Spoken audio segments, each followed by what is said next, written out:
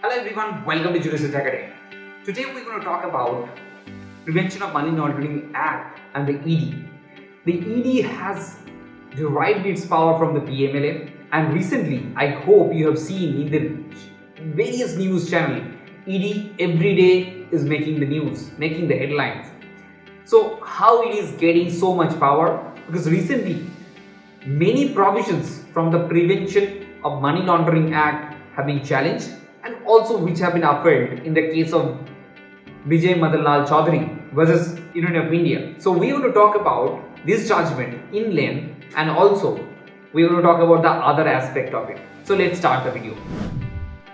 Now before starting the video, I need to tell you two very important things. The first thing, every day hundreds of students are participating in a quiz competition that has been organized by Jurisedge in Telegram channel. So kindly do participate and subscribe to the channel if you haven't done it. So it will be very fruitful for your CLAT PG, other LM exam, UGC and other law exam preparation. So kindly do that. And the second thing, as the only 4 months are left for CLAT PG preparation, so we are going to launch a very smart, short, crisp course which is going to be helpful for your preparation.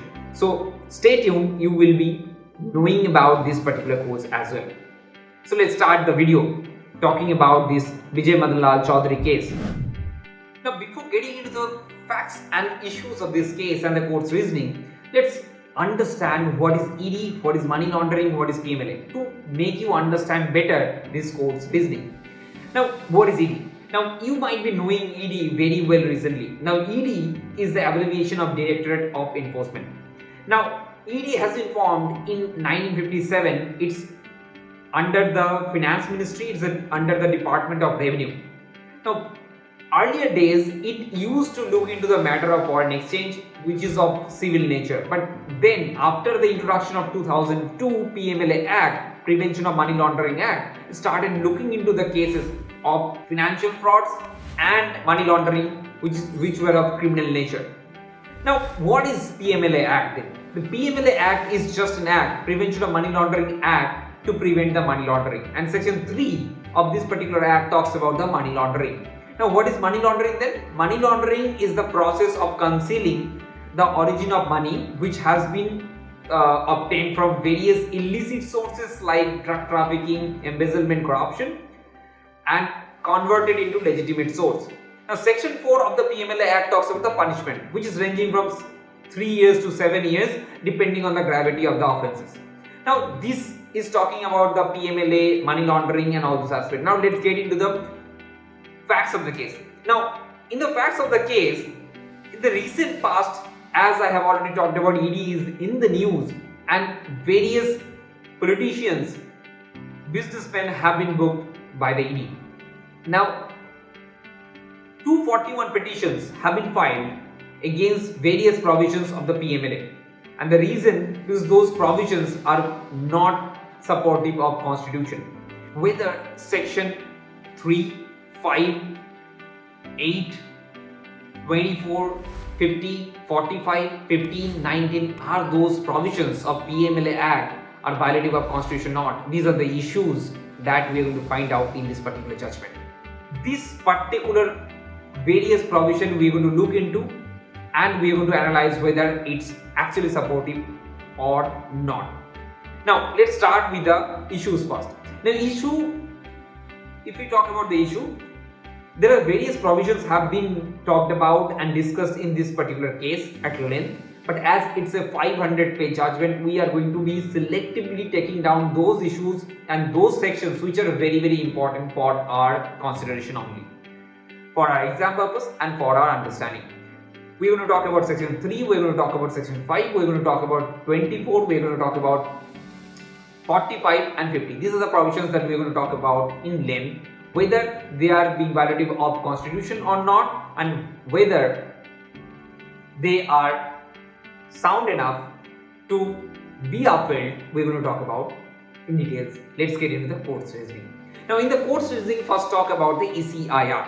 What is ECIR? ECIR is Enforcement Case Information Report. Now ED basically records an internal case information report for any person who is going to be accused without disclosing the facts and also the acts for which they are going to be investigated. Now, petitioner suggested this ECIR is equated with the FIR. So under CRPC, FIR, content of the FIR has to share with the accused. So that's why there must be a provision in the PMLA under which ECIR information has to share with the accused as well. But the court rejected this contention and said ECIR and FIR are not similar. Both are different, and that's why it's not mandatory on the part of the ED to share the copy of ECIR to the accused. It's enough when before the arrest only discloses the arrest round. It's enough for ED to carry forward the whole investigation. Now, the next process that I'm going to talk about is the section 3. Section 3 is very vital, and I want all of you to get into more details about the section 3 from the judgment itself, because it's a definition of the money laundering which has been called into question. The petitioner said under section 3 only the property which is untainted in nature that will get attracted under section, and if that property is projected under the money laundering, that will only be attracted. But what court reject this idea of untainted property and say no, that's not the case. If any property which is of proceeds of crime, section 3 is wide enough to include that as well, directly or indirectly touching the proceeds of crime. So section 3 having the wide range can include every property touching the proceeds of crime of money laundering. So mere possession of the property can also be called money laundering. Now let's move on to the another section, which is section 5, attachment of property. Now regarding the attachment of property, I'm going to tell you one very important fact. Now attachment of property can be done under the PMLA under section 5. Director and the deputy director can, in this case, proceed with the attachment if they have reason to believe that this property are belonging in relation to proceeds of crime. But the court said, and the petitioners claimed that in that case any other property which is not process of the crime or any other belongings of the particular individual or accused might get attached in this case as well. But for the balancing of interest, the court said no, that's not the case. Only the property which is in relation to process of crime that will get attached. Other belongings will not get attached in this case.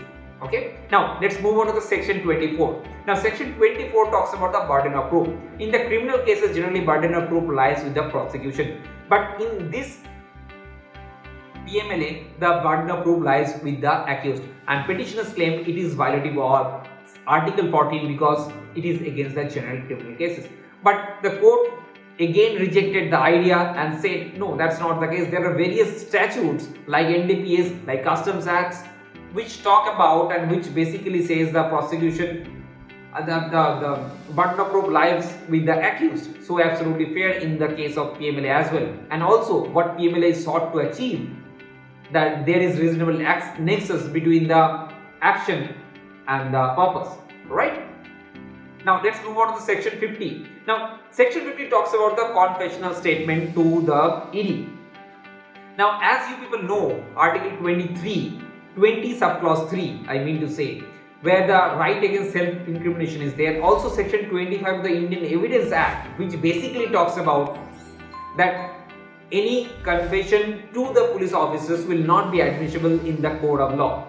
But here, in this case, the petitioners argued how the confession in front of ED officials will be admissible. In this case, the court said by upholding the section 50 that ED officials are not police officials. So you can't really take that thing and make them at equal footing. Okay. So, and Article 20 subclause 3 will not get attracted in this case. Now let's move on to the most important and the vital section, that is section 45. Now section 45 has been called into question before in the Supreme Court in 2017. In 2017, Nikesh Talachand Shah case, it has been struck down, but Union of India through the amendment, it has brought it back. Now in this case, it has been challenged whether the twin condition of the bail should remain or not, but the court said it should remain by saying there are other statutes like NDPS TADA, they have this particular act and twin condition of the bail.